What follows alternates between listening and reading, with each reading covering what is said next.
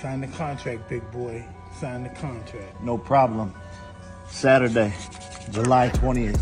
See you there. The legendary Mike Tyson, a name synonymous with ferocious knockouts and undisputed heavyweight champion status, and the other the brash YouTube ATT boxer Jake Paul, who'd made waves challenging fellow social media personalities in the ring after months of back-and-forth negotiations. The news finally broke. Tyson and Paul had inked the deal. For Tyson, the Algier was a chance to step back into the spotlight, albeit in an exhibition match, a non-professional fight with relaxed rules. It's a bit of fun, rumbled Tyson in his signature deep voice during a press conference. These new guys bring a different kind of energy. Got to respect the hustle. Plus, he chuckled at hint of his old fire flickering in his eyes. Nobody gets to hang with Iron Mike for free. Paul, on the other hand, saw this as a giant leap in his box legitimacy. This is a dream come true, he declared, a wide grin plastered across his face. Going toe-to-toe with Mike Tyson, the man himself. It pushes me to train harder than ever. I'm going to show the world what I'm made of. God damn it. Yeah, we're gonna see. I want to see how hard he hits, Mike. I really want to see, bro. Let's see all the legends, the myths, because you're Iron Mike Tyson, but I have an iron chin.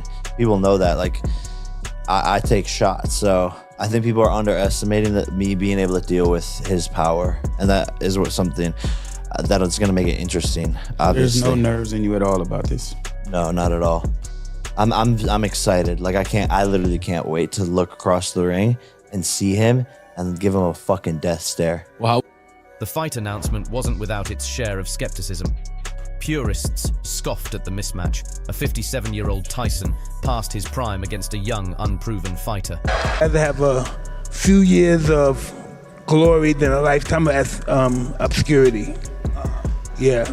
I'd rather die 20 than live to be 60 and be nobody. The fight announcement wasn't without its share of skepticism. Purists scoffed at the mismatch. A 57-year-old Tyson passed his prime against a young, unproven fighter. Rather have a few years of glory than a lifetime of obscurity. Yeah, I'd rather die 20 than live to be 60 and be nobody. Yeah. But the truth was, this wasn't just about boxing. It was a clash of generations, a meeting of old-school brutality and new-age celebrity. So you like the glare, you want the glory. I was born for this. I was just born for this. I think on Alexander the Great in another life. The negotiations, however, weren't a walk in the park.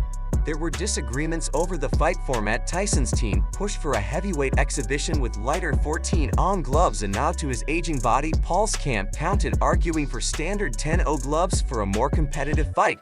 Got to protect Iron Mike, argued Tyson's representative, a stern woman with a non-nonsense air. This ain't about him getting hurt. We want a real fight, countered Paul's manager, a sharp dresser with a confident smile. Was the one who wanted it to be a pro fight. Mike got into training camp and called up people on my team, and we're like, let's do a pro fight. Is Jake down? Netflix was like, let's make it a pro fight. We're down.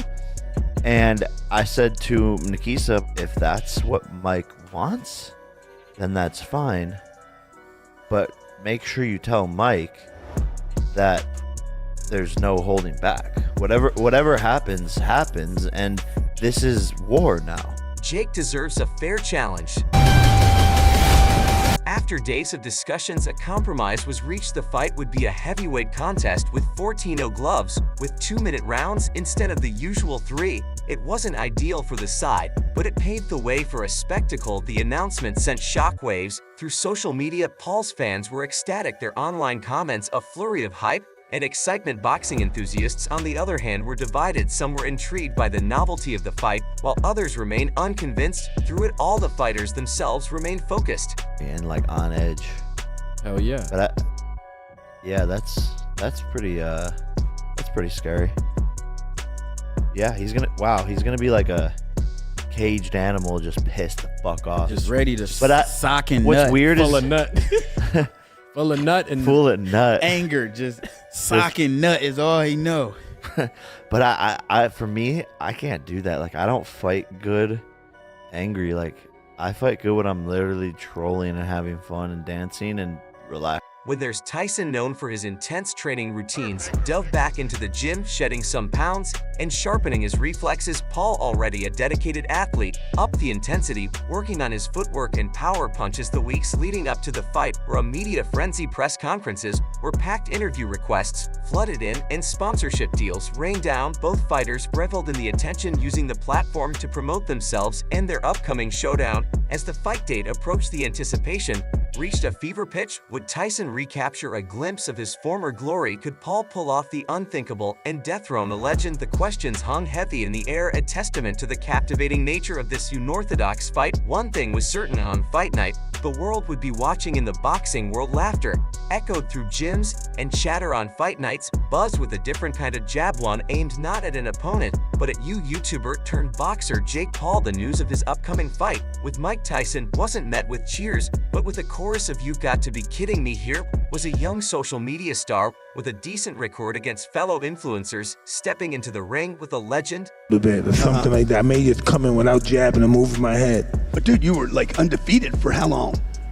Well, you could be undefeated, but that don't mean you're the best. Right. But you were the best. It appeared to be, yeah. You appeared to be. Yeah. But goddamn, he was the best. Look, here's a guy that was the best, and he's saying no, it appeared to be the best. Well, listen. I've been hit with anything with that type of power. And so I think that, Mike still got it. So we'll always have the power. It's the last thing to go. Yeah, for us fighters. Calling out Ngannou before, now he sounds like he's calling out Mike Tyson. This game, Mike passed his time. Everybody know if they fought when Mike was, really him, come on, Jake would die. Iron Mike Tyson, a name that sent shivers down spines in his prime. The boxing fraternity was having a field day. This is a joke, right? Miguel Rodriguez, a battle-hearted middleweight contender, scoffed during his post-fight interview. Tyson, in his prime, would have knocked Paul out in the first round. Now sure, age catches up, but come on, this is disrespectful to the sport. Floyd Mayweather Jr., another boxing icon, known for his slick defense and knockout power, chimed in with a sly grin. Hey, it's good business, isn't it? Attention, money, all that. But let's not pretend this is a real fight. It's an exhibition for entertainment, nothing more. Mistake that he made, but I mean, he's an idiot, and so Why is you not getting shit? So is yeah. Literally, like the next offer for him is like nothing, basically. And like my brand only increases to like a whole nother level, and it's like we probably would have been 50-50 for that fight, and now it's like after this and everything. Dog. I feel like a mega fight is like an understatement though. Like where do you go from this fight? Downhill. Yeah. This is my peak.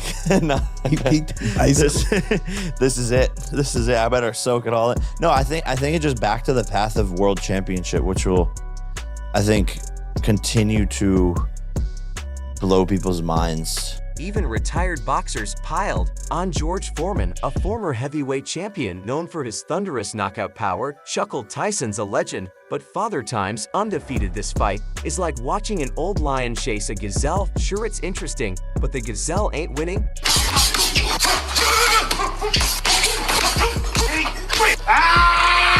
Day 3, you still want to fuck with me?